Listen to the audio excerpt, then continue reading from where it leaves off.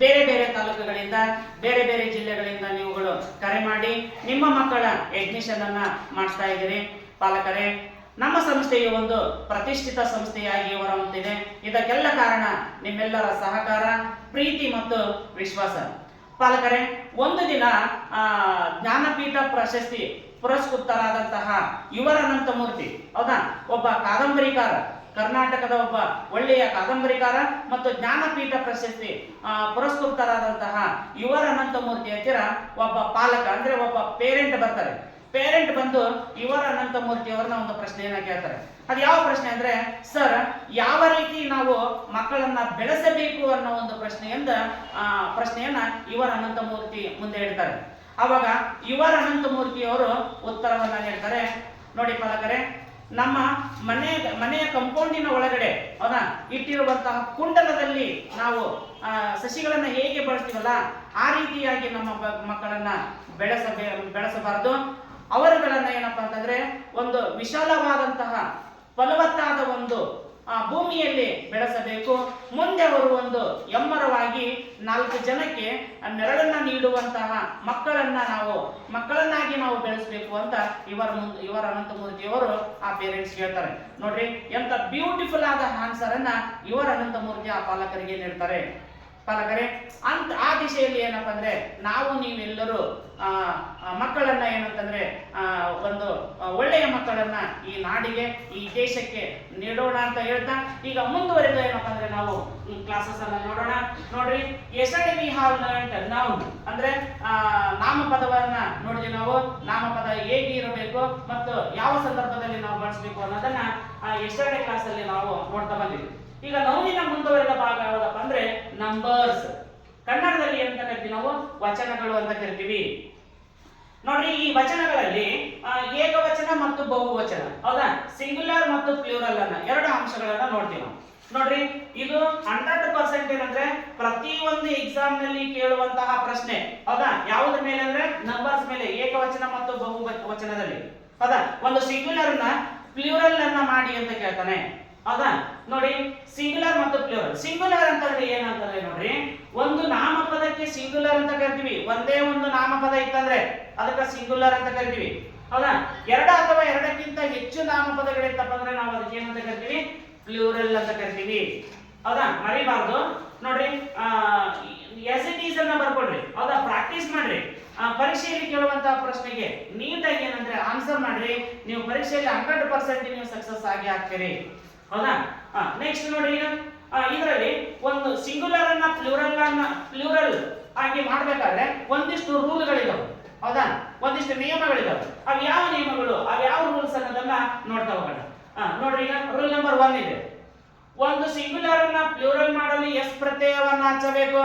ನೋಡ್ರಿ, ಯಾವುದೇ ಒಂದು ನೌನ್ ಇರಲಿ, ಆ ನೌನ್ ಇತ್ತಪ್ಪ ಅಂದ್ರೆ ಅದಕ್ಕೆ ಎಸ್ ಪ್ರತ್ಯಯ ಹಚ್ಚಬೇಕು. ನೋಡ್ರಿ, ಬುಕ್ಸ್, ಬರ್ಡ್ಸ್, ಪೆನ್ಸ್, ಹೌದಾ. ಮೊದಲನೇ ರೂಲ್ ಮುಗಿತು. ನೆಕ್ಸ್ಟ್ 2ನೇ ರೂಲ್ ನೋಡ್ರಿ, ರೂಲ್ ನಂಬರ್ 2 ಒಳಗೆ ಒಂದು ನೌನಿನ ಕೊನೆಯ ಅಕ್ಷರ ಎಸ್, ಹೌದಾ, SH, CH, O ಅಥವಾ X ಇದ್ದರೆ, ಹೌದಾ, ಕೊನೆಯ ಅಕ್ಷರ, ಅವಾಗ ಏನ್ ಮಾಡ್ಬೇಕು ನಾವು ಅಂತಂದ್ರೆ ಆ ಒಂದು ನೌನಿಗೆ ES ಪ್ರತ್ಯಯನ್ನ ಹಚ್ಚಬೇಕು. ನೋಡ್ರಿ, ಫಾರ್ ಎಕ್ಸಾಂಪಲ್ ಬಸ್ ಇದೆ, ಹೌದಾ. ಬಸ್ ಇದೇನಂತೂ ಬಸ್ಸಸ್ ಆಯ್ತು, ಗ್ಲಾಸ್ ಇದೇನಂತೂ ಗ್ಲಾಸಸ್ ಆಯ್ತು, ವಾಚ್ ಇದೇನಂತೂ ವಾಚಸ್ ಆಯ್ತು. ನೋಡ್ರಿ, ನೌನಿನ ಕೊನೆಯ ಅಕ್ಷರ ಏನಿರ್ಬೇಕು, ಎಸ್ ಇರಬೇಕು, SS ಇರಬೇಕು. ನೋಡ್ರಿ, ಎಸ್ ಇರಬೇಕು, SS ಇರಬೇಕು, ಹೌದಾ. ನೆಕ್ಸ್ಟ್ ಏನಿರ್ಬೇಕು, CH ಇರಬೇಕು, ಹೌದಾ.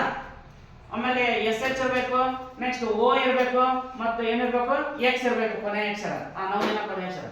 ಅಂತಹ ನೌನ್ಗಳಿಗೆ ಏನಂತ ಹಾಕ್ತೀವಪ್ಪ ಅಂದ್ರೆ ನಾವು ES ಪ್ರತ್ಯಯವನ್ನ ನಾವು ಏನ್ ಮಾಡ್ತೀವಿ, ಆಡ್ ಮಾಡ್ತೀವಿ. ಅವಾಗ ಅದೇನಾಗುತ್ತಪ್ಪ ಅಂದ್ರೆ ಸಿಂಗ್ಯುಲರ್ ಇದ್ದಿದ್ದು ಪ್ಲೂರಲ್ ಆಗುತ್ತೆ. ಅರ್ಥ ಆಗುತ್ತಾ? ನೆಕ್ಸ್ಟ್ 3ನೇ ರೂಲ್ ನೋಡ್ರಿ, ನೌನಿನ ಕೊನೆಯ ಅಕ್ಷರ Y ಇದ್ದು ಅದರ ಹಿಂದೆ ಕಾನ್ಸನೆಂಟ್ ಇದ್ದರೆ Y ಅನ್ನು ತೆಗೆದು IS ಪ್ರತ್ಯಯವನ್ನ ಹಚ್ಚಬೇಕು. ನೋಡ್ರಿ, ಒಂದು ನೌನಿನ ಕೊನೆಯ ಅಕ್ಷರ Y ಇದೆ, ಹೌದಾ. ಈ Y ಅನ್ನು ತೆಗೆದು ಏನಂತ ಹಚ್ಚಬೇಕಪ್ಪ ಅಂದ್ರೆ ನಾವು ನೋಡ್ರಿ, ಒಂದು ನೌನಿನ ಕೊನೆಯ ಅಕ್ಷರ Y ಇದ್ದು ಅದರ ಹಿಂದೆ ಕಾನ್ಸನೆಂಟ್, ನೋಡ್ರಿ, ಅದರ ಹಿಂದೆ ಕಾನ್ಸನೆಂಟ್, ಹೌದಾ. ಕಾನ್ಸನೆಂಟ್ ಇದ್ದರೆ, ಹೌದಾ, vowel, A E I O U ಬಿಟ್ಟು ಉಳಿದುವಂತವೆಲ್ಲವೂ ಕಾನ್ಸನೆಂಟ್ ಆಗಿ ಕರಿತೀವಿ ನಾವು. ಆ ಕಾನ್ಸನೆಂಟ್ ಇತ್ತಪ್ಪ ಅಂದ್ರೆ ವೈ ಅನ್ನು ತೆಗೆದು ಏನ್ ಮಾಡ್ಬೇಕು ನಾವು ಐ ಎಸ್ ಪ್ರತ್ಯಯವನ್ನ ಹಚ್ಚಬೇಕು. ಐ ಎಸ್ ಪ್ರತ್ಯಯವನ್ನ ಹಚ್ಚಬೇಕು ನವನಿಗೆ. ನೋಡ್ರಿ army armies, baby babies, city cities.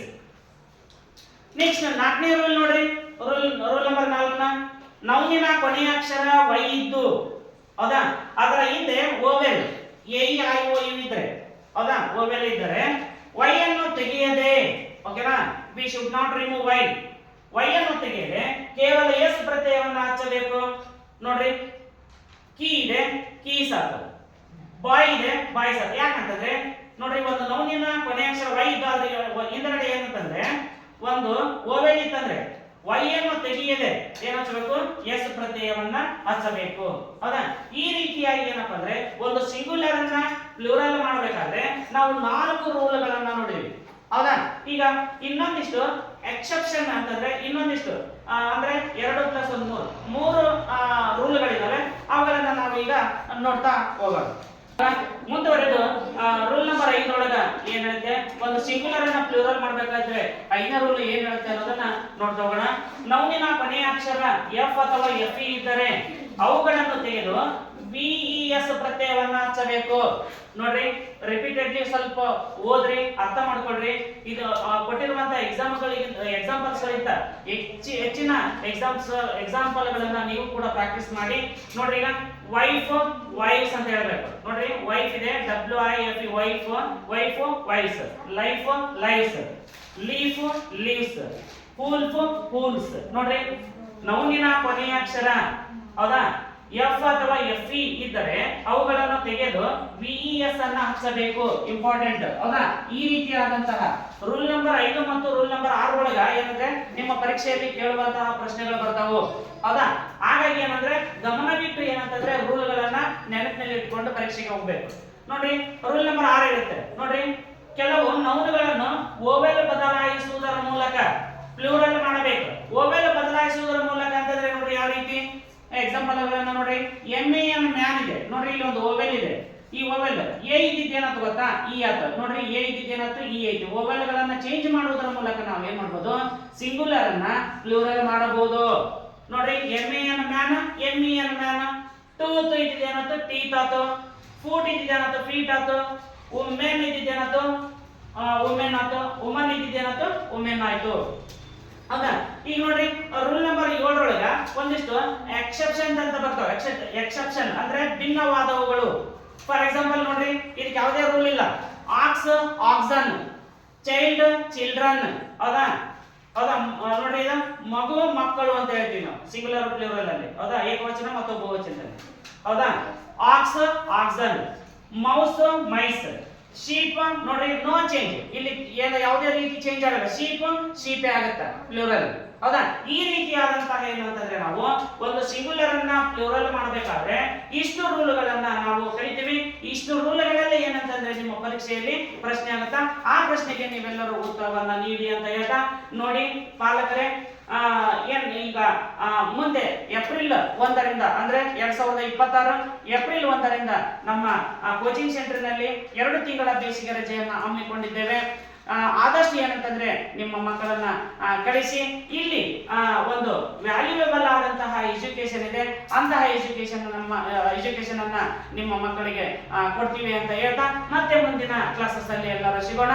ಎಲ್ಲರಿಗೂ ಗುಡ್ ಲಕ್.